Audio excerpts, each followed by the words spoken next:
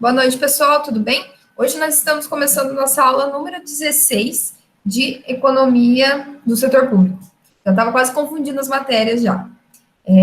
Na aula passada, a gente conversou um pouco sobre a questão de como que o governo fez durante e após o período do início, né, de 1994, que foi o início do Plano Real, que tipo de políticas que ele fez para conseguir levantar receitas, certo? Porque no final da década de 80, né, e no início da década de 90, a gente percebeu que o Brasil estava numa situação um tanto quanto dificultosa, inflação muito alta, desemprego muito alto, e com a mudança, com a introdução do Plano Real, isso viria para mudar muitas situações, mas precisava se equilibrar o balanço de pagamentos. Então, dessa forma, criou-se vários mecanismos de arrecadação de receita, podemos dizer assim, né? Então, para que nesse período pudesse algumas coisas melhorarem, criou-se alguns impostos, assim como a gente conversou um pouco sobre a CPMF, que foi de um período limitado de tempo, na qual o objetivo mesmo era levantar recursos para que fosse destinado a alguns setores da economia. Bem como a gente percebeu que algumas estatais foram privatizadas, bem como alguma parte dela, pelo menos, estava sendo privatizada, e a gente discutiu um pouco também sobre essa relação de que muitos economistas acreditam que essas medidas não foram tão eficientes, mas que ela apresentou alguma melhora para a economia. Dessa forma, a gente vai dar início na nossa aula de hoje e tentar entender melhor como esse tipo de situações, como esses impactos, acabam melhorando ou não a economia. Que tipo de fatores que o setor público, que tipo de situações que o setor público pode estar fazendo para que tudo isso melhore. Dessa forma, a gente começa a perceber que, tendo essa intervenção do Estado na nossa economia, e tentar entender cada vez mais suas atitudes e entender aonde isso irá levar, ok? Eu vou compartilhar meu slide com vocês e a gente continua discutindo sobre nossa tela, sobre esse tema de hoje. Então, hoje a gente nós vamos conversar sobre a eficiência dos recursos governamentais. Aparecendo para vocês. Então, nossa aula 16, e lembrando que semana que vem é a nossa prova, tá? Dia 7.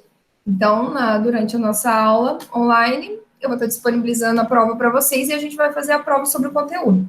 Se durante os estudos, durante a semana, surgir alguma dúvida, a gente vai conversando, ok? Então, vamos começar a falar um pouco sobre essa parte da eficiência dos recursos governamentais. Como esses recursos podem se tornar eficientes. Para a gente começar essa discussão, a gente tem essa primeira análise. A alocação dos recursos públicos, ela é um fator determinante no nível de preço, ou seja, já que o Estado acaba intervindo em alguns setores da nossa economia, pelos fatos que a gente já analisou nas outras aulas, de que o mercado é ineficiente para algumas situações, então, o Estado intervém, o mercado sendo ineficiente, e para que ele possa intervir e fazer com que essas situações melhorem, que o mercado está ineficiente, ele precisa levantar recursos, que foi o que a gente viu na nossa última aula. E quando faz esse levantamento de recursos, através de impostos, através de novos impostos, ou através da estatização, privatização de algumas estatais, esses recursos são alocados da melhor maneira? E essa alocação de recurso, ele vai ser um determinante no nível de preço, ou seja, nesse impacto que vai causar na inflação, ou seja, o Estado conseguindo alocar com mais eficiência os recursos públicos, ou seja, esses recursos levantados sendo alocados com mais eficiência, eles vão ser determinantes para que regulem a situação da elevação ou da muito queda dos preços dentro da economia. Então, vamos tentar entender melhor essa análise. Então, o mecanismo de preço do mercado, ele vai atuar de forma razoável e assegura a oferta de uma gama de produtos de mercado. A gente sabe que, para que os preços atuem, a gente depende de diversas situações dentro da economia, né? E essa variação da inflação.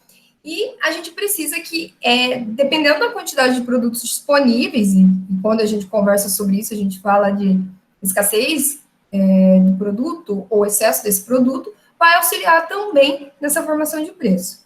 Entretanto, tal mecanismo isoladamente, ele não é capaz de alocar eficientemente os recursos da economia, havendo dessa forma a necessidade da intervenção do Estado para que se tenha uma adequada alocação de recursos. Ou seja, quando se percebe que e esses recursos levantados eles não estão sendo eficientemente somente pelo mercado em si, pela atuação da oferta e demanda desses produtos, ou seja, o excesso de escassez, o excesso de demanda, né, da oferta desses produtos, para que o preço se aloque, então o Estado entraria para que esses recursos sejam alocados da melhor maneira, para que ele possa impactar nesse nível de preço, certo? Então, o governo, quando ele interfere no mercado, ele aloca os seus recursos com o objetivo principal de ofertar bens e serviços que não são providos pelo setor privado, mas, porém, são necessários e desejados pela sociedade.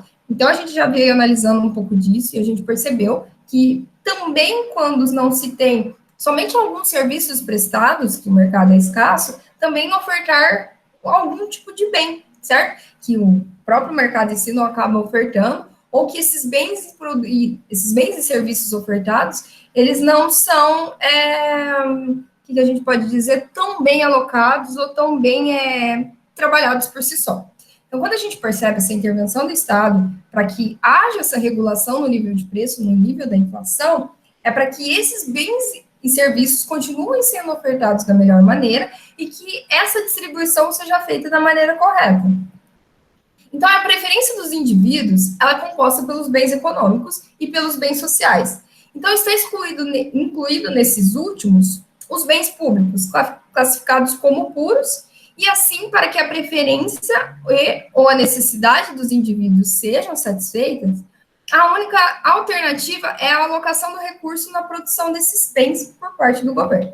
Então, a gente já percebeu, a gente já até falou um pouco disso em outras aulas, que quando a gente percebe que a preferência dos indivíduos, né, quando a gente tem a necessidade de utilizar algum serviço, algum bem, e esse bem ele é determinado como bem puro, muitas vezes há pessoas ou há uma quantidade de indivíduos que acabam utilizando demais esses bens e ele acaba não sendo distribuído para todos, né? Quando a gente fala de bem puro, né, bens públicos puros, são aqueles bens que realmente são cuidados ou alocados ou administrados pelo setor público. Então, aqui fala que a única alternativa é a alocação dos recursos na produção desses bens. Então, uma parte dos recursos levantados, como a gente viu anteriormente, para que sejam classificados, para que sejam atendidos esses bens públicos, uma parte desses recursos levantados são na alocação desses bens. Até que a gente comentou na última aula que quando foi feita a CPMF, até o Gideon ajudou bastante gente nisso, a alocação desses recursos que foram levantados pela CPMF, ele foi destinado ao SUS, à saúde pública. Então, quando a gente fala em bens públicos puros, na qual esses bens estão destinados para a administração pública, uma parte desses recursos que são levantados são alocados na produção e na administração desses bens públicos. Então, não é somente levantar esses recursos através de diversas situações. Esses recursos também devem ser alocados para a necessidade desses bens, inicialmente como os bens puros, certo? Que são os que realmente estão sob responsabilidade principal do Estado. Esses bens que, devido à formação de mercados imperfeitos e dos riscos e incertezas, não seriam ofertados pelo mercado sem a participação do governo. Caso específico das atividades ligadas à geração, distribuição de energia elétrica, por exemplo, siderurgia, transportes. Então, dependendo aqui se diz sobre mercados imperfeitos, né? Ou através de riscos ou incertezas, na qual esses bens não estivessem sido alocados ao Estado, ou que mesmo que estivesse na mão do setor privado, fariam com que esses bens não seriam tão bem distribuídos. Por quê? Se a gente for pensar da seguinte forma, que essa distribuição seria feita para todo mundo de maneira igualitária, como deveria ser feito pelo Estado, as empresas também deveriam fazer da mesma forma. Se ela recebesse, vamos dizer, se elas tivessem esse poder de distribuição, como de energia elétrica, de siderurgia, ou de transporte. Então, esses bens que eles advêm do mercado incerto, ou de riscos, ou daquela situação do mercado que mesmo não conseguiria atingir por si só, se autorregular, esses recursos que foram levantados vão ser para alocar nesse tipo de situação, aqui como energia elétrica, siderurgia, distribuição de água e de outros bens que a gente conseguiu ver também nas outras aulas. A gente também percebeu a questão dos bens sociais, que eles apresentam relativa diferenciação dos bens públicos, que é classificado como puro. Entretanto, devido ao seu caráter social, são também providos pelo governo, que age na função de complementar a oferta desses bens pelo setor privado. Então, os bens sociais seriam os bens que estariam na distribuição para toda a sociedade, voltada para a sociedade em si.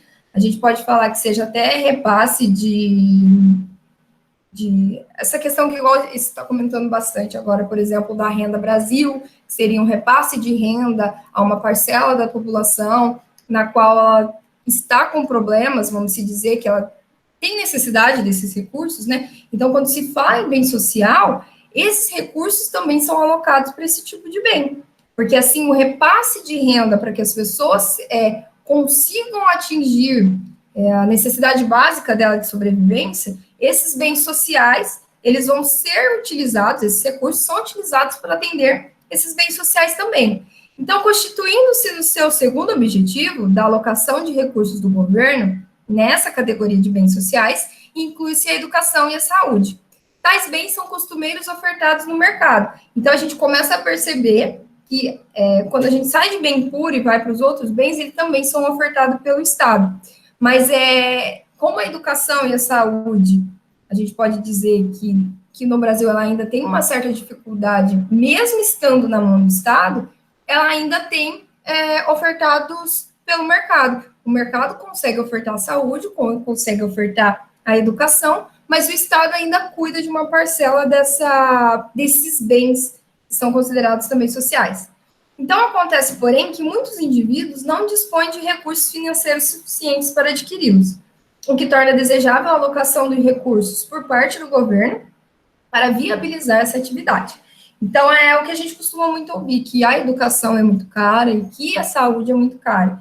Quando se fala isso em qualidade, né, quando você quer uma educação e uma saúde de qualidade, isso se torna muito oneroso, se torna muito caro. Então, tem muita parte da população que não conseguiria pagar por esse tipo de serviço, seja pela saúde ou pela educação. Dessa forma, o Estado também utiliza uma parte dos seus recursos na alocação desses bens para atender uma parte da sociedade. Das mesmas formas como a gente fala de repasse de renda. Esse repasse de renda não é para todo mundo, seria para uma parte da sociedade que esteja com uma dificuldade econômica de não subsistência.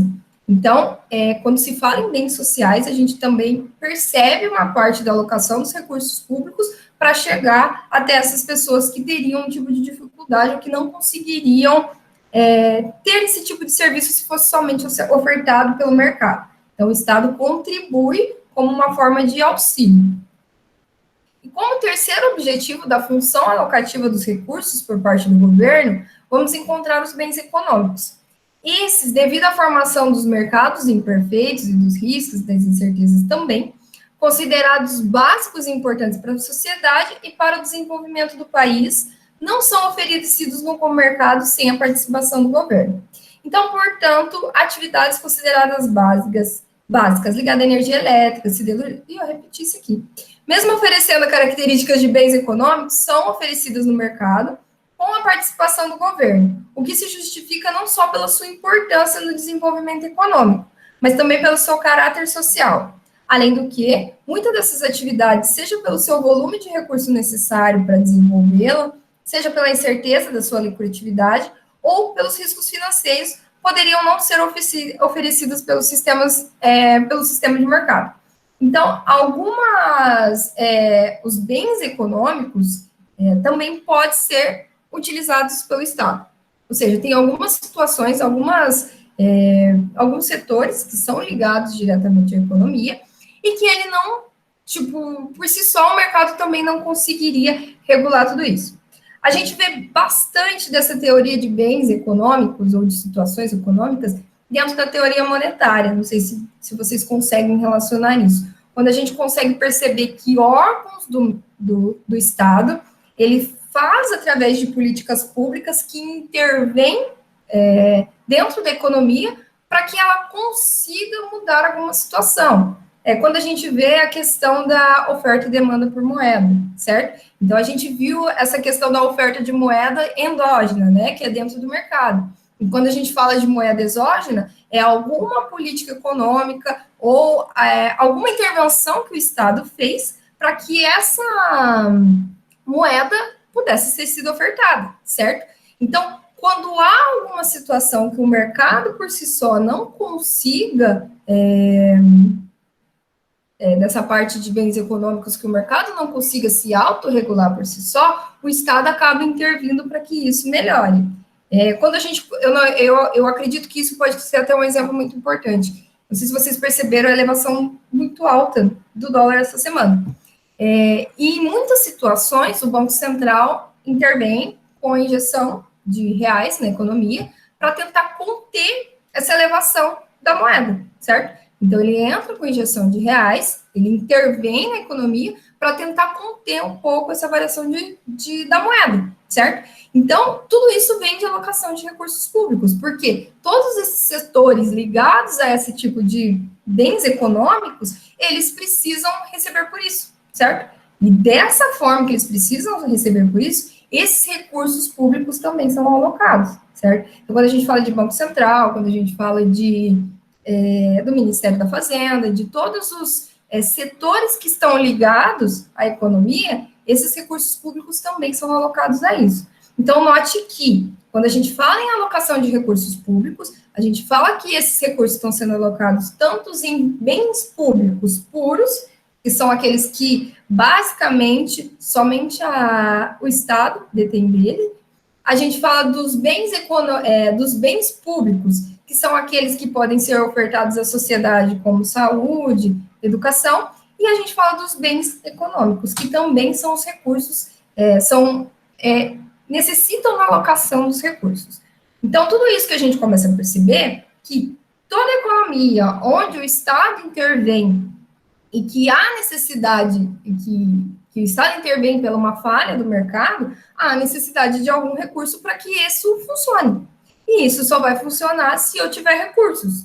E através desses recursos levantados, seja através de impostos que a gente viu, de tarifas, criação de novos impostos ou de período de tempo, né, de taxas e tarifas criados em especial para que esses recursos sejam levantados, todos eles são destinados a algum setor da economia ou de bens públicos ou de bens sociais, para que essa economia realmente continue atuando da melhor maneira possível. Note que, quando a gente estava falando nesse sentido, nessa questão de alocação de recursos, nessa intervenção do Estado, a gente não está comentando que se essa eficiência dessa alocação, ela realmente está sendo boa ou não. Se ela está sendo bem alocada ou não. Se as estratégias do governo em si estão direcionadas para esses setores necessários. Sem falar ainda da questão da corrupção, que a gente sabe que é muito presente dentro da nossa intervenção estatal, certo? Então, quando a gente fala de tudo isso, dessa intervenção do Estado, como sendo algo muito bom e algo muito importante, a gente está desconsiderando alguns fatores que também mostram, como a gente viu nas outras aulas, que não só o mercado é ineficiente, como também essa intervenção se mostra ineficiente. Porque senão a gente não ia ter a necessidade de ter que pagar por saúde, educação, se o Estado intervém e aloca os recursos da melhor forma possível, certo? Então, a gente tem que começar a perceber que há essa intervenção e de que forma esses recursos estão sendo alocados e se eles estão sendo feitos da melhor forma possível e que se ele está sendo eficiente. Porque quando a gente fala de uma empresa, em algo que a gente precisa alocar os recursos, a gente precisa destinar para as áreas corretas e para que esse recurso seja eficiente, da mesma forma dentro do Estado. Então, finalmente, é importante saber de que maneira a função de alocação dos recursos é desenvolvida pelo governo. Então, para que haja uma justa e perfeita alocação dos recursos, o governo pode produzir diretamente os bens e serviços e valer-se de mecanismos que façam que eles sejam oferecidos pelo setor privado. Por exemplo, a gente pode destacar que a saúde poderá ser desenvolvida pelas unidades e pelos hospitais e unidades públicas, ou mediante o subsídio do setor privado para produzir. Então, hoje a gente consegue prever, né, perceber que esses recursos também são alocados na rede privada, através de subsídios oferecidos pelo governo.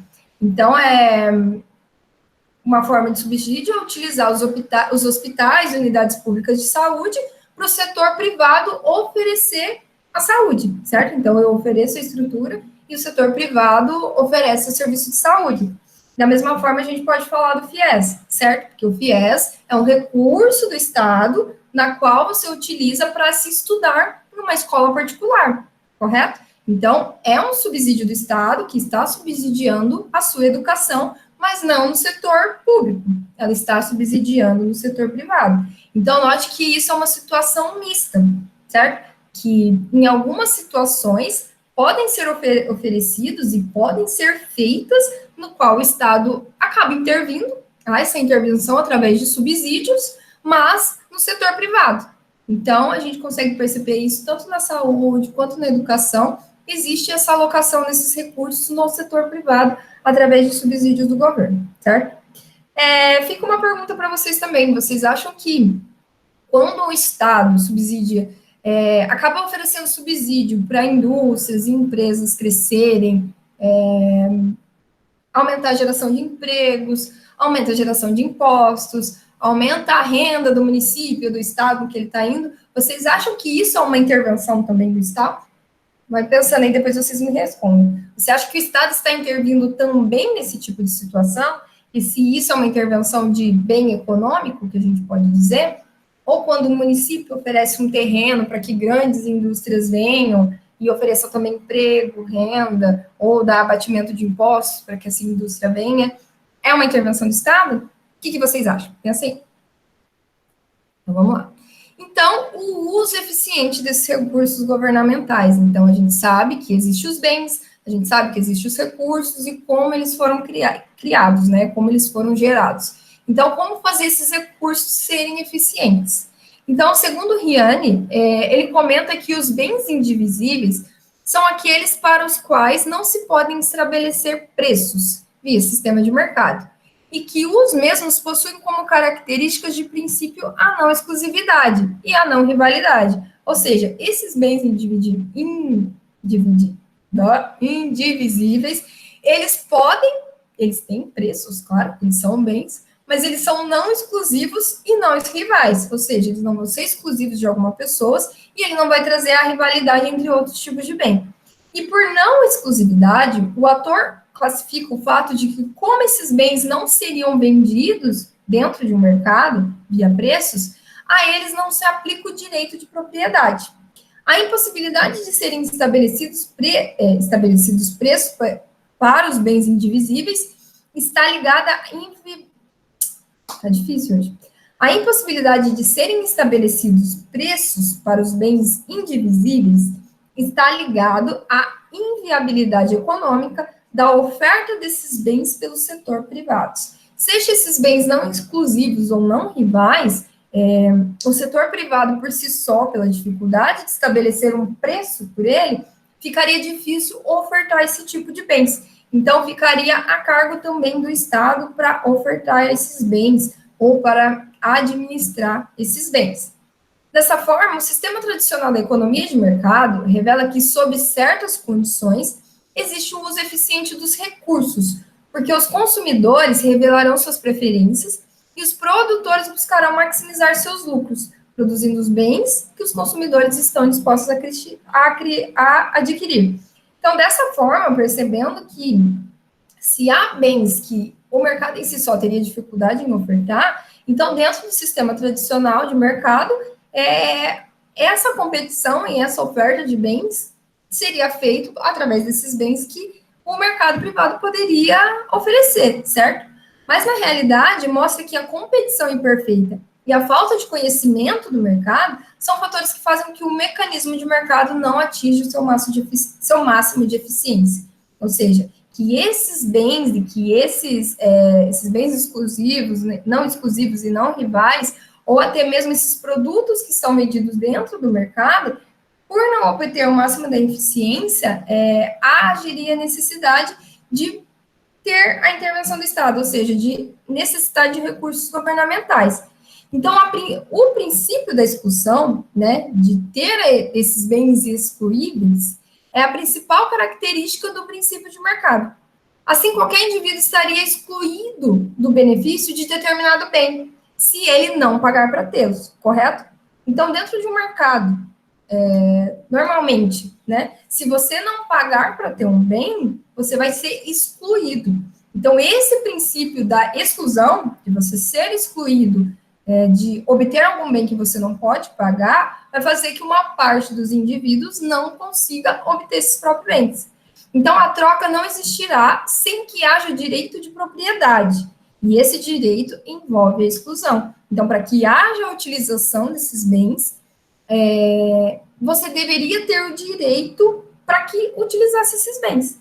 Então, dentro desse direito envolvia o princípio da exclusão. Então, partindo do ângulo traçado pelo autor e sob a ótica da competição e da lucratividade que se fazem presentes no mercado comum, os produtores produziram os bens cujas demandas não são reveladas pelos mapas de preferência dos consumidores. Então, esse processo poderá funcionar de forma razoável no mercado para os bens privados, cujas características é a individualização do consumo por aqueles que podem adquirir o bem. Os benefícios são internalizados e o consumo assume a característica da rivalidade. Ou seja, quando eu utilizo, além da questão da exclusão, na qual só algumas pessoas poderiam utilizar um bem, caso ela tenha o direito de propriedade ou de comprar aquele bem, assim como que a característica de rivalidade, na qual o mercado irá produzir de acordo com a individualização de consumo, que é a questão da utilidade de cada consumidor. Então, esse mercado vai começar a produzir e oferecer produtos dentro da utilidade de cada um, dentro da satisfação de cada um e de sua necessidade. E isso estabelecia o princípio da rivalidade. Por quê? Porque ele começaria a oferecer bens para pessoas individuais, para indivíduos específicos e com gostos específicos, certo? Então, a gente pode citar nesse exemplo o meio de transporte, certo? Assim, se o meu poder aquisitivo permite, né, eu posso adquirir um veículo, abastecê-lo e realizar o meu próprio transporte, certo? Entraria o princípio da exclusão. Por quê? Só você poderia adquirir, utilizar aquele bem, porque você tem o direito de propriedade sobre ele. Se, no entanto, eu não tenho condições para comprar esse bem ou para adquiri-lo, é necessário que o governo viabilize e regule o transporte em massa. Então, para que haja esse transporte dessas pessoas, que as pessoas consigam se transportar, o governo intervém para que haja essa regulação de transporte público, certo? Então, se tornaria um bem exclusivo. Então, para que se possa observar a eficiência dos recursos públicos, é necessário que nos atentamos à viabilização dos bens sociais. Ou seja, então, esses recursos governamentais, eles vão ser eficientes dentro do mercado onde há produtos que excluem outras pessoas de tê-lo, ou produtos rivais, no qual mostraria que bens individuais seriam produzidos e algumas pessoas não teriam acesso, e o governo intervir nesse sentido de viabilizar esses bens a toda a sociedade, seria eficiência, mostraria a eficiência do Estado. Em virtude deles não possuírem as características de exclusividade, propriedade e rivalidade, que foi o que eu comentei. Então, a gente iria perceber a eficiência desses recursos e dessa intervenção quando todas as pessoas tivessem um acesso igual ou parecido, certo? A que as outras pessoas têm, certo? Então, esses bens que a gente já determinou antes, como bens econômicos, bens públicos puros, bens sociais, e agora a gente vê os bens exclusivos e os bens rivais, o Estado auxiliaria para que as pessoas que não tivessem esse tipo de acesso conseguiria também se transportar, ter acesso a esse tipo de bem. E isso mostraria a eficiência dos recursos governamentais.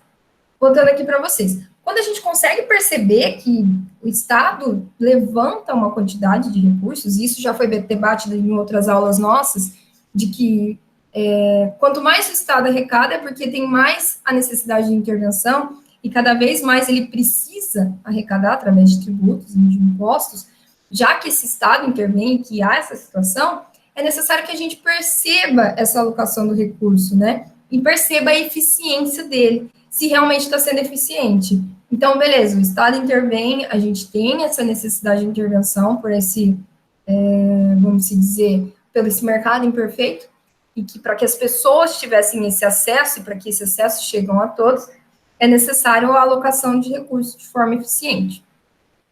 O que a gente tem que tentar perceber, analisar, se essa eficiência está sendo feita, se esses recursos estão sendo alocados da melhor forma possível, e que se essa arrecadação que está sendo feita, e essas estratégias feitas para essa arrecadação, estão sendo também pensadas não só numa pequena parcela da sociedade, mas para que todos tenham esse acesso e para que essa sociedade se desenvolva. Eu acho que o objetivo principal disso tudo é ter, pelo menos, a percepção, a noção de que está se desenvolvendo realmente, né? Então, não somente o que a gente sempre fala, né? Não é só o crescimento, é o desenvolvimento, né? É o crescimento sustentado, o crescimento de longo prazo.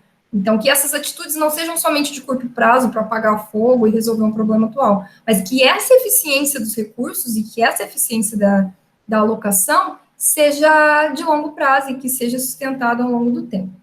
Certo, pessoal? Dúvidas, questionamentos, broncas, me procurem. Não esqueçam de fazer atividade no final da aula e não esqueçam também da prova semana que vem, ok? Qualquer coisa a gente vai conversando. Pessoal, boa noite e muito obrigada.